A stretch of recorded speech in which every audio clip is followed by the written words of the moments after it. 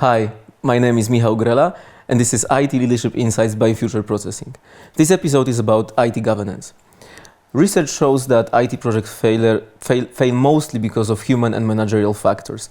In fact, these managerial and human issues are accountable for 65% of IT project failures, whereas these technology issues stand behind only 35% of reasons of failures. In order to maximize effectiveness of development, you have to have governance processes and procedures in place that will enable you to measure performance and monitor this relation with your software development partner.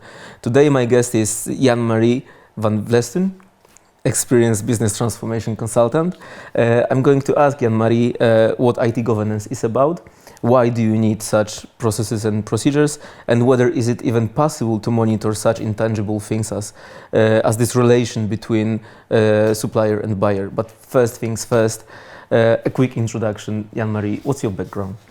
Well, I'm an organizational, I studied public administration, specialized organizational science and macroeconomics.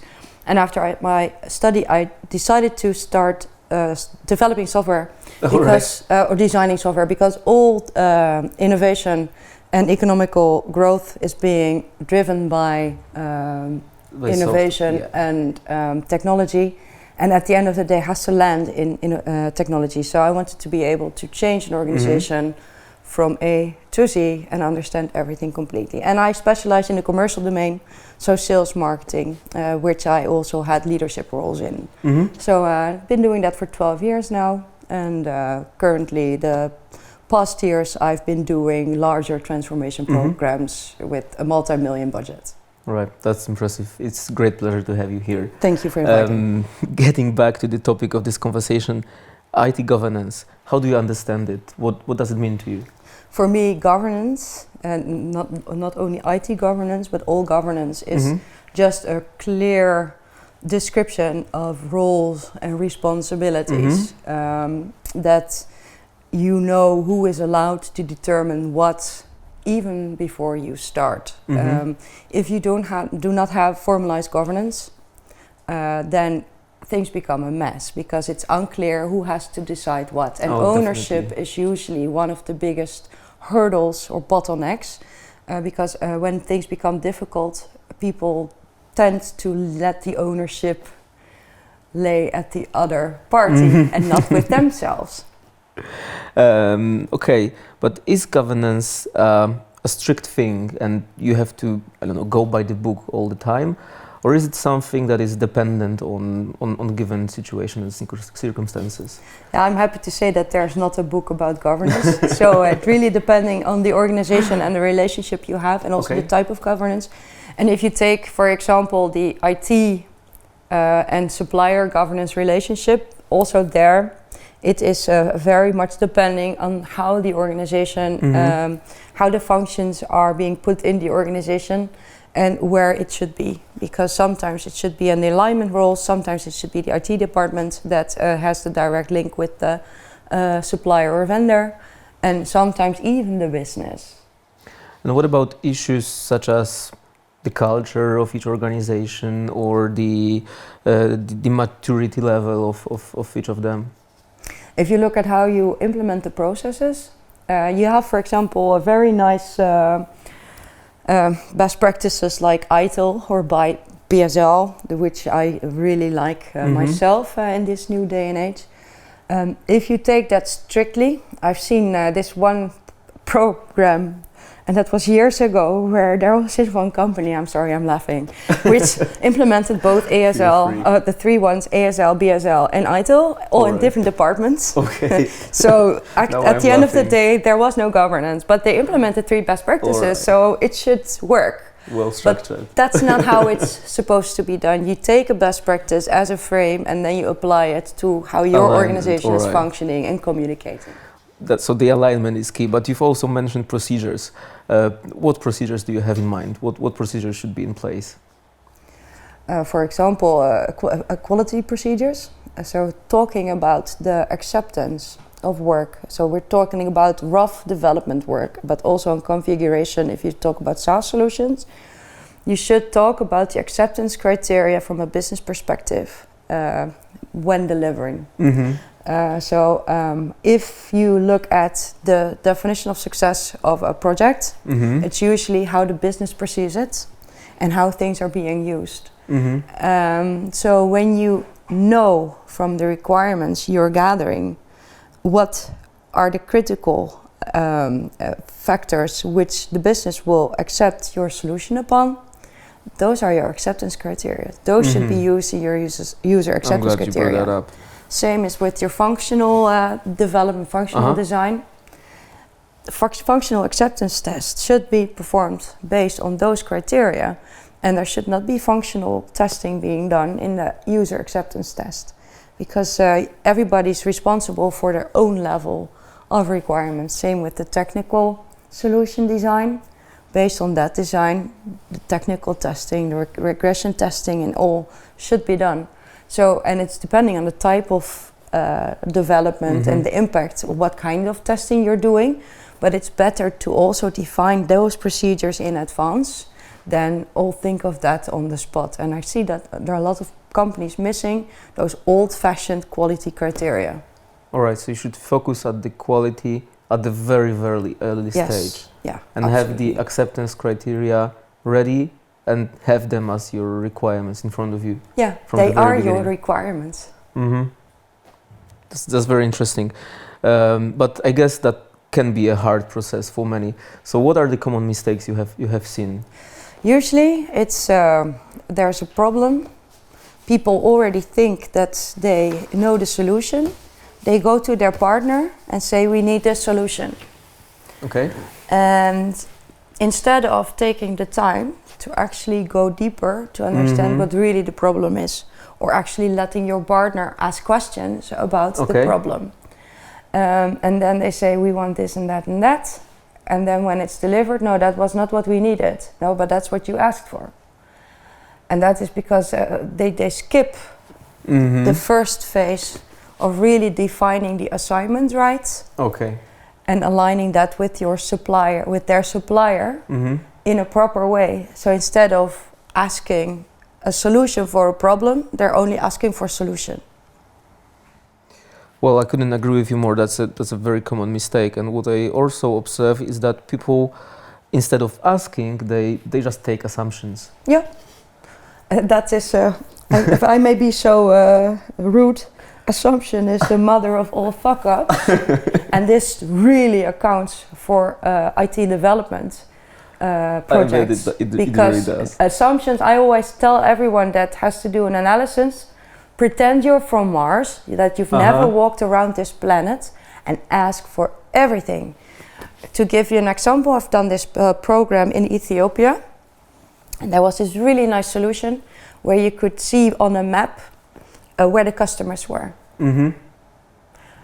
It would have been built like that if it wasn't for asking, are people in that team able to read maps? All right. Because they are not trained like we are to read maps for direction. That's not in their upbringing. So if that was just gone through, they would have had a solution. Interesting example. Which they were not able to work with. So you have to really pretend you're from Mars and look for what the problem is and find a solution that fits with the people you're working with and really solves that problem. Getting back to more of a higher level of this topic, who should be responsible for managing this relation, like in general, people-wise, who should be involved in this relation, managing? You mean the supplier buyer relation, customer buyer relation? Yeah. And that is also depending on the type of organization, because if you have a larger organization, you usually have a delivery manager on the side of the supplier, and you have a contract manager on the side of the customer, and they do most of the discussions. If you have a strategic relationship, it should be more on a board level. The types of programs I do, I usually have two levels, because I have projects, so I run several projects, and then I have a program board. So the strategic relation I have managed in my program board. So the one of the board members, who is the sponsor, has to be in direct contact with a board member of the supplier, And then in the projects, I want to have a customer success manager or have a senior or dedicated account manager or to represent the supplier. And have direct contact with the business project manager who represents the business, who is an extension of the local sponsor. So this is how I usually make sure that the relationships are managed on both levels.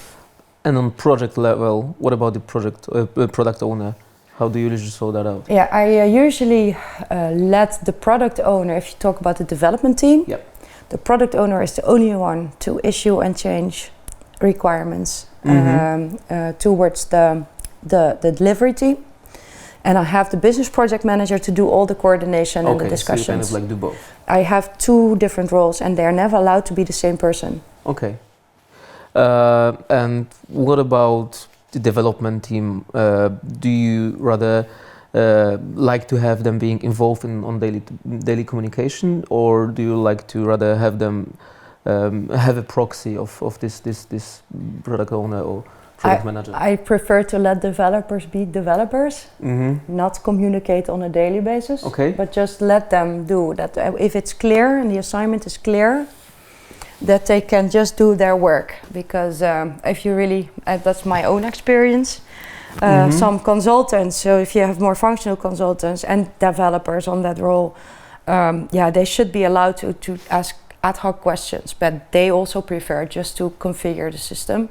And in development, if you talk to those guys, they just want to make beautiful things. So communication doesn't bring them extra, because it takes, if you look at the amount of hours it takes to make a functional design out of a requirement, so 2 hours for requirement, so 6 hours functional design, and then look at the build, that's 18 hours.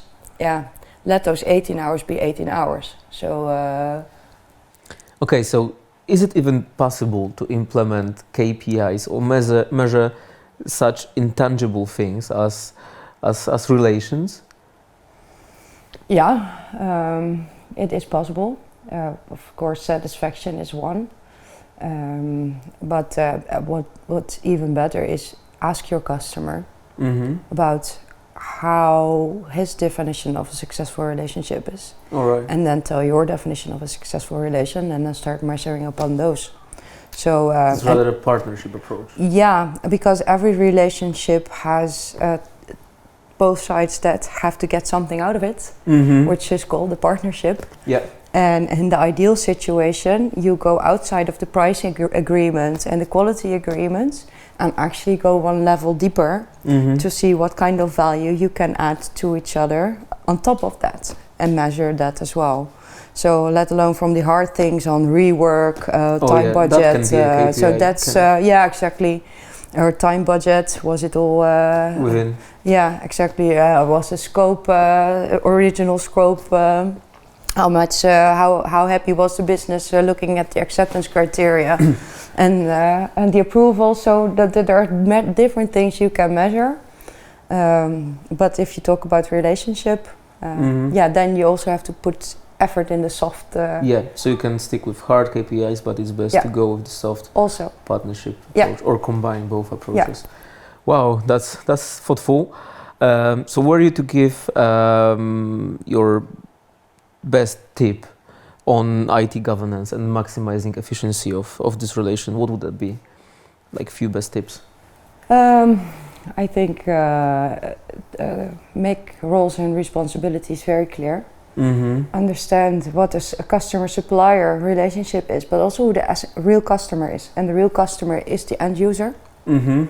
So put that in the chain, because IT itself is an internal supplier working together with an external supplier.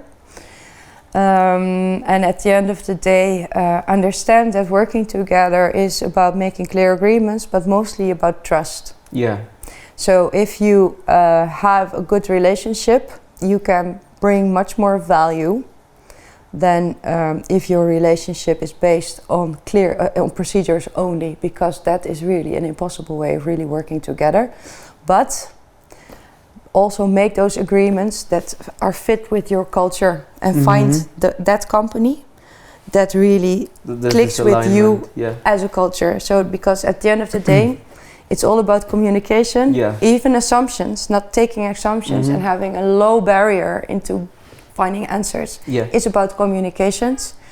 So if you do not communicate in the same way as your customer does or your supplier does, then it's very difficult to build that bridge of trust and to move just things. Not speaking the same language. Yeah, exactly. So I think that selecting your supplier upon that is key. Yeah, and at the end of the day, if you end up working with people who are more or less similar to you, then, well, even hard work can be fun. That's my perspective. Work should be fun. I really like this bit about trust and partnership. Thank you for that. Yeah, you're welcome. Thank you for this conversation. It was very, very thoughtful for me. Thank you. It's a great pleasure having you. And thank you, our viewers, for watching this episode of IT Leadership Insights by Future Processing. If you have found it useful, please don't hesitate to share it and like it. And please do drop us a line if you would like to have a topic covered in one of the future episodes. Thank you.